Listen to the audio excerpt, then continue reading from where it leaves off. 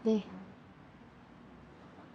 Oh, Rosmar, may kasama ka. Sino siya? Di mo siya kilala, ate? Siya si Sus. Si Sus the vlogger. Ay, oo nga. Sus, hello, nice meeting you. Nice meeting you din po. Ganda pala ng ate mo. Naku, nambula pa to.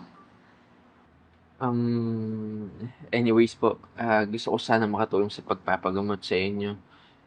Nakita ko na po yung dahilan kung bakit nagpupursige itong kapatid niyo sa pagbebenta ng sabon. Eh, naku, wag na ho. Nakakahiya naman. Nako, ayos lang po yun. Bayaan niyo po akong makatulong. Di kasi alam ng mga nakapanood sa vlog ko yung mga pinagdadaanan niya eh. Lalong-lalo na, syempre, kailangan magsipag ng mga tao. May mga batugan. Kaya ayun, na-hurt siguro yung feelings nila.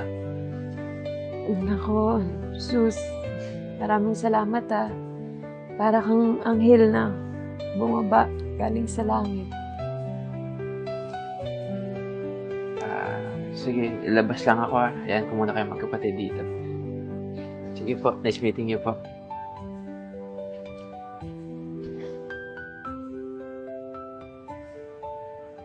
Rosmar, nakaka-proud ka. Maraming salamat sa ginawa mo. I love you, Bunso. Wala yun, ate. Lahat gagawin ko para mapagapot ka. Love you.